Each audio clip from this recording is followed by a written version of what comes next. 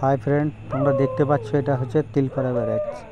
কয়েকদিন আগে একটা ভিডিও পোস্ট করেছিলাম আমি, তো প্রায় 2.5 লাখ লোক দেখেছে ভিডিওটা। সেই বন্যার পরিপ্রেক্ষিতে দেখো তিলপাড়া ব্যারেজের প্রত্যেকটা পিলার কিন্তু বসে গিয়েছে। এতে সিউড়ি থেকে রামপুরহাট যাওয়ার গাড়িগুলো মোটামুটি প্যাসেঞ্জার নামিয়ে দিয়েছে ব্রিজের পাশে, তারপরে হেঁটে পার করছে, তারপরে খালি বাস পেরিয়ে এসে আবার প্যাসেঞ্জার তুলে তারপরে প্যাসেঞ্জারগুলো যাচ্ছে। তো এইভাবে এখন চলতে থাকবে, দুপাশেই প্যাসেঞ্জার নামানামি ব্যাপারটা থাকছে। তো সবাই একটু সময় নিয়ে বাড়ি থেকে বেরোবেন।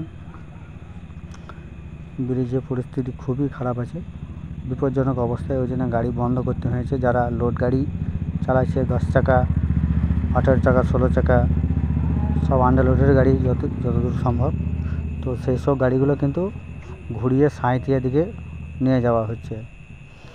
সিউড়ির দিকে কোনো লোড গাড়ি যাবে না, বাস যাবে খালি, এবং 4 চাকাগুলো যাবে, এবং সাইকেল মোটরসাইকেল যাবে।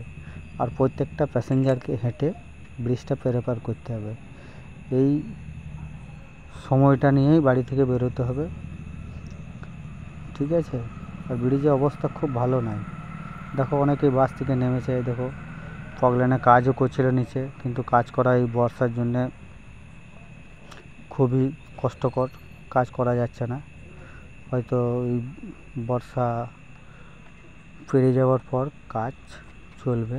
প্রত্যেকটা পিলার দেখো ফাটল ধরেছে, সবাই ছবি তুলতে ব্যস্ত, কিন্তু ব্রিজের পরিস্থিতিটা একবার ভেবে দেখতে হবে। শুধু ছবি তুলতে গেলেই হবে না, এতে নিজের বিপদ আসতে পারে। অতএব যারা যাতায়াত করছে রাস্তা দিয়ে, সকলকে একটু সাবধানে পেরোতে হবে, ঠিক আছে? আর এই খবরটাও প্রত্যেকটা মানুষকে জানিয়ে দেওয়া উচিত যে রামপুরহাট থেকে সিউড়ির দিকে যাতায়াত এখানে একটু প্রবলেম আছে, ব্রিজটা খারাপ আছে।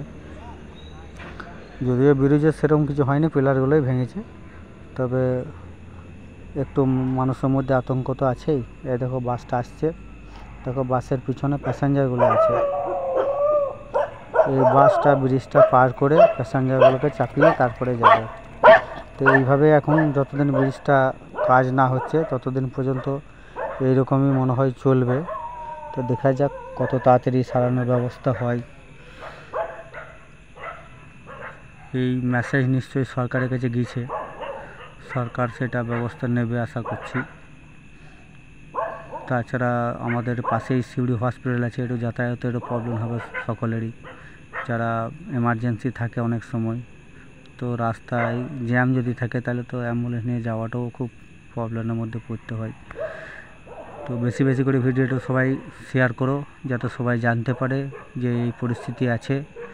যতদিন ব্রিজটা কাজ না হচ্ছে ততদিন মানুষকে খানিক অসুবিধায় পড়তে হবে, স্থানীয় লোক, বাইরের লোক যতজনই আছে। তারপরে সামনে মনে হয় কৌশিকী অমাবস্যা আছে,